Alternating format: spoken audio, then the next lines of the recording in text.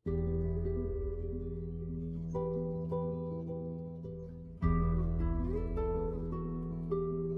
Last of us episode 2। अब कहानी की शुरुआत में हमें बीते साल 2003 में इंडोनेशिया की कैपिटल जकार्ता सिटी दिखाई जाती है।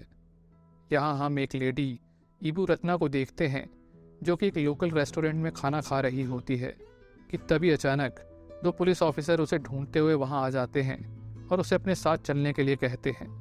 रास्ते में हमें पता चलता है कि इबू रत्ना एक माइकोलॉजिस्ट है और वह पुलिस ऑफिसर्स उसे एक सरकारी लैब में ले जा रहे थे। जहां पहुंचने पर उनमें से एक ऑफिसर रत्ना से कहता है कि उन्हें हाल ही में एक अजीब सा सैंपल मिला है जिसकी स्टडी उनकी समझ से परे है। वह ऑफिसर रत्ना को सैंपल की जांच करने के लिए कहता है। अब रत्ना माइक्रोस्कोप के थ्रू उस कॉर्डिसेप्स सैंपल को चेक करती है और ये देखकर हैरान हो जाती है कि वो सैंपल एक ह्यूमन बॉडी का था, जिस पर वह ऑफिसर से कहती है कि इस वायरस का ह्यूमन बॉडी में पनपना नामुमकिन है और उस बॉडी को चेक करने की मांग करती है जिससे वो सैंपल लिया गया था।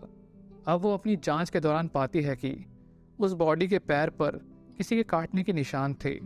जब रत्ना बॉडी के मुंह से सैंपल निकालती है तो देखती है कि वो कॉर्डिसेप्स सैंपल अभी भी जीवित है और ये सब देख वो घबराकर लैब से बाहर भाग जाती है।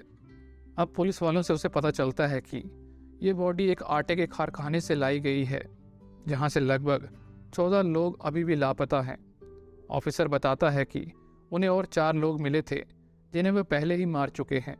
साथ ही वो ऑफिसर रत्ना से वैक्सीन बनाने की मांग भी करता है ताकि इस वायरस को जल्द से जल्द रोका जा सके, पर वो घबराते हुए कहती है कि उसकी पूरी जिंदगी इस इन्फेक्शन को समझने में निकल गई जिसका असल में कोई इलाज ही नहीं है। साथ ही वो उस ऑफिसर से कहती है कि अगर इस वायरस को जल्द से जल्द रोकना है तो उस पूरे शहर में बिना किसी देरी किए बॉम्ब गिरा दो। ये सुन ऑफिसर के चेहरे पर खामोशी और घबराहट एक साथ छा जाती है और एक बार फिर से कहानी रुक करती है 20 साल बाद, सन 2023 से। एली नींद से उठते ही अपने सामने जोल और टेस को बंदूक थामे हुए पाती है क्योंकि उन दोनों को डर था कि एली इन्फेक्टेड है और उसमें कभी भी बदलाव आ सकता है। अब एली उन्हें समझाती है कि वह इन्फेक्टेड नहीं है और उसकी बाजू पर बना हुआ घाव लगभग 3 हफ्ते पुराना है, जिसे सुन उन दोनों को एली की बातों पर पूरी तरह से भरोसा नहीं होता। टेस एली से पूछती है कि आखिर वह फायरफ्लाइज के लिए इतनी ज़रूरी क्यों है, जिस पर एली सब बता देती है। वह कहती है कि फायरफ्लाइज के पास कुछ ऐसे डॉक्टर्स हैं जो एली पर रिसर्च कर वैक्सीन बनाने वाले हैं, जिसके चलते मार्लिन उसे फायरफ्लाइज के दूसरे कैंप भेज रही थी जहां डॉक्टर्स उसका इंतज़ार कर रहे हैं। ये सुनते ही जोल उसे नज़रअंदाज कर ये कहता है कि वो ये सब पिछले 20 साल से देखता आ रहा है और उस वायरस का अभी तक कोई इलाज नहीं बना है।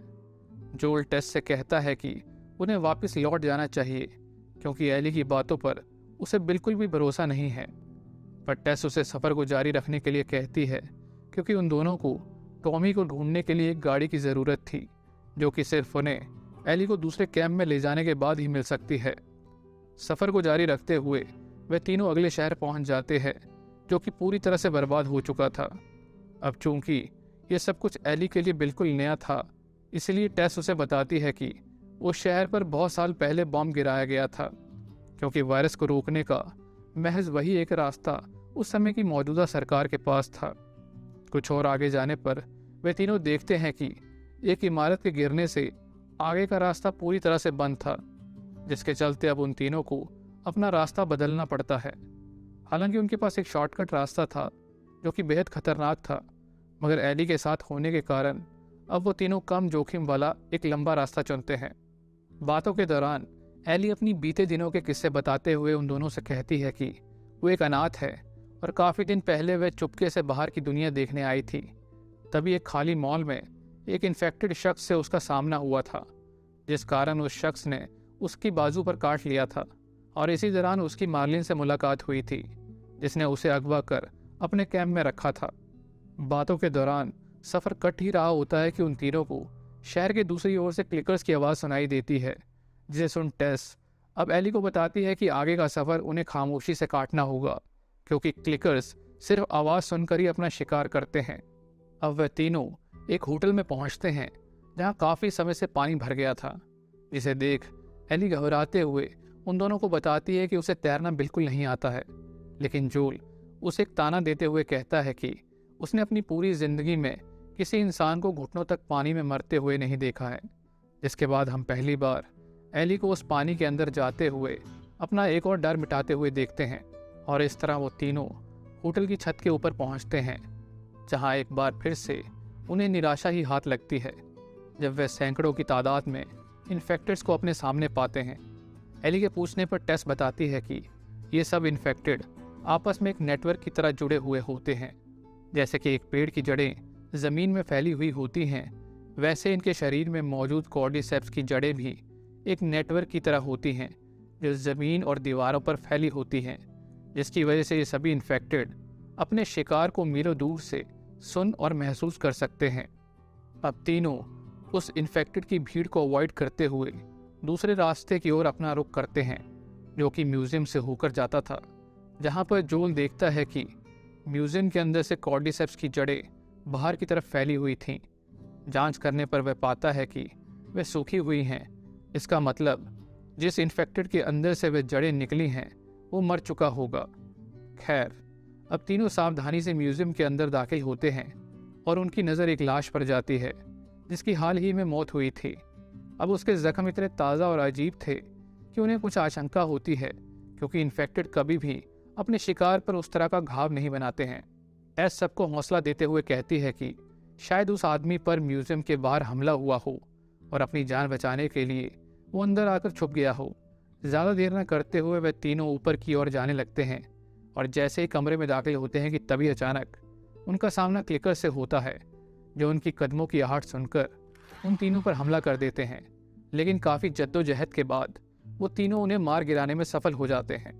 अब इन सब के बीच हम देखते हैं कि एली को एक बार फिर से इन्फेक्टेड द्वारा काट लिया गया था, पर उसके बावजूद भी उसकी बॉडी पर कोई असर नहीं होता है, जिसे देख पहली बार जोन और टेस को एली की बातों पर थोड़ा यकीन होता है। खैर, अब बिना देरी किए वो तीनों छत की खिड़की से बाहर निकल आते हैं और शाम होने से पहले अपना सफ़र जारी रख जल्द से जल्द अपनी मंजिल की ओर रुख करते हैं। अब बताई हुई लोकेशन पर पहुंचकर वो तीनों देखते हैं कि एली को ले जाने वाला फायरफ्लाइज का ट्रक वहीं खड़ा था, पर वह बिल्कुल खाली था। अब थोड़ी और जांच पड़ताल करने के बाद उन्हें बिल्डिंग की स्टेयर्स पर खून के निशान मिलते हैं, जो कि सीधा बिल्डिंग के अंदर जा रहे थे, जिसे देख वो दोनों एली को बिल्डिंग के अंदर ले जाते हैं। अब अंदर आते ही वह सभी फायरफ्लाइज को ज़मीन पर मरा हुआ पाते हैं, जिनमें से एक इन्फेक्टेड भी था, जिसे देख उन तीनों को सारी घटना का अंदाज़ा हो जाता है कि यह काम फेडरा का नहीं बल्कि उसी इन्फेक्टेड का है जिसने बाकी सभी की जान ली होगी।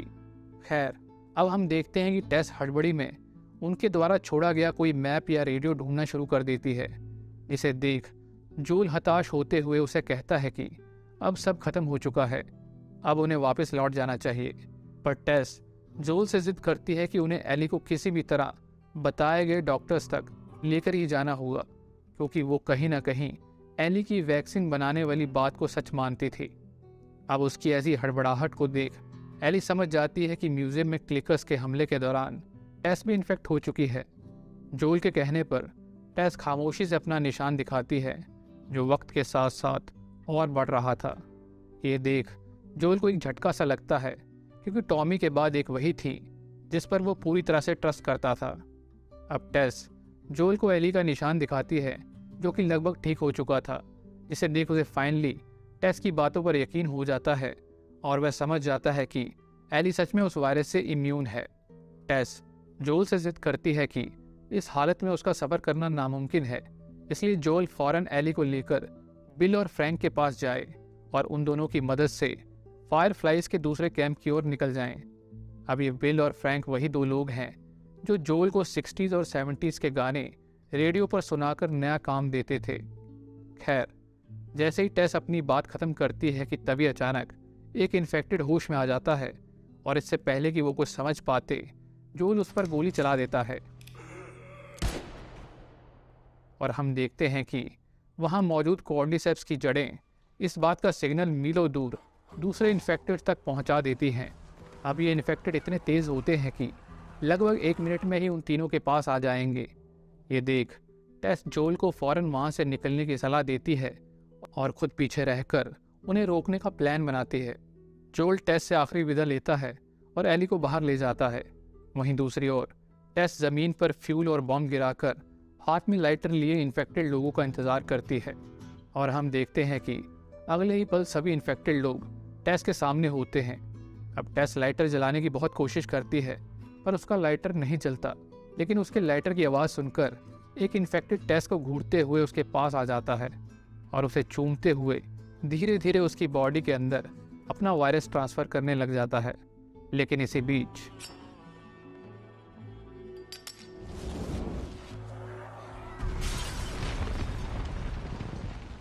अब ये देख वो दोनों समझ जाते हैं कि टेस के साथ उनका सफ़र बस यहीं तक का था और उसकी आखिरी ख्वाहिश को पूरा करने के लिए वो दोनों अपनी आगे की मंजिल की ओर चल देते हैं। और इस तरह इस एपिसोड का अंत हो जाता है।